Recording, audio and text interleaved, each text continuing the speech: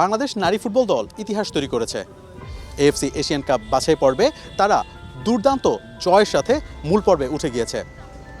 এই জয়কে শুধুমাত্র যদি আপনি চিন্তা করেন ক্রীড়া সাফল্য, তবে ভুল করছেন। এটি শুধুমাত্র ক্রীড়া সাফল্য নয়, এটি দেশের একটি গর্ব। এই মেয়েরাই কিছুদিন আগে সাফ জিতে ছাদ খোলা বাসে ঢাকা এসেছিল। আজ তাদের জন্য বাফুফে আয়োজন করতে যাচ্ছে হাতিরঝিল এমপি থিয়েটারে এক বিশেষ সংবর্ধনা। আমরা এই সংবর্ধনার মূল আয়োজন কি হবে তা আসলে জানতে চাই, আপনাদের জানাতে চাই। এজন্য আমার সাথে যুক্ত করতে চাই সহকর্মী অর্ণব বাপিকে। অর্ণব, আপনি এখানে আছেন। আমরা যতটুকু জানি রাত 2:30 থেকে আসলে এখানে প্রোগ্রামটা শুরু হওয়ার কথা রয়েছে। ডিজে শো থাকবে, আরও অনেক আলোকসজ্জার বিষয় থাকবে। সেই বিষয়ে আপনি কতটুকু জানতে পেরেছেন একটু যদি জানান। বাঘিনীদের অর্জন নিঃসন্দেহে অনেক বড় একটা প্রাপ্তি, এবং এই অর্জনের ক্ষেত্রে এরকম একটি আয়োজন সেটা কিন্তু তারা প্রত্যাশা করে। আপনি দেখেছেন এর আগে যে দুইবার মেয়েরা সাব জিতে এসেছে, তখন কিন্তু তাদেরকে ছাদখোলা বাসে করে নিয়ে আসা হচ্ছে, এবং সেটা কিন্তু অনেক সময় সাপেক্ষ ব্যাপার।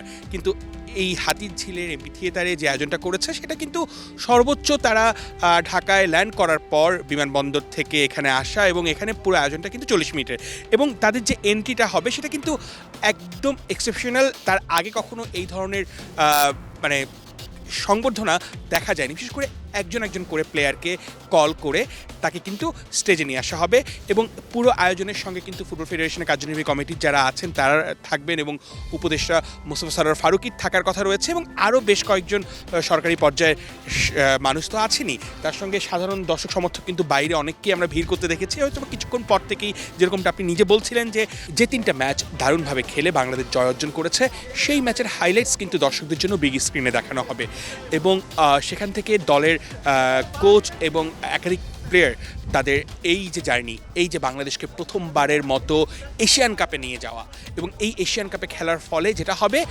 ফিফা বিশ্বকাপে খেলার একটা সুযোগ তৈরি হবে, আসলে পেয়ে যেতেও পারে। এবং আমরা সহ দর্শকরা অধীর আগ্রহে চাই আসলে লাল সবুজের জার্সি গায়ে বিশ্বকাপে বাংলাদেশ খেলবে।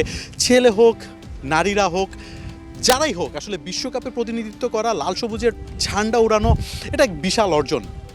আপনি এয়ারপোর্টেও আসলে যাবেন, এয়ারপোর্টে সেখানে হয়তো ঋতুপর্ণাদের অভ্যর্থনা করে এখানে নিয়ে আসা হবে। আমরাও আসলে এখানকার বাকি যে আপডেট রয়েছে তা খেলাযোগের অফিসিয়াল ফেসবুক পেজের মাধ্যমে আপনাদেরকে জানিয়ে দিব।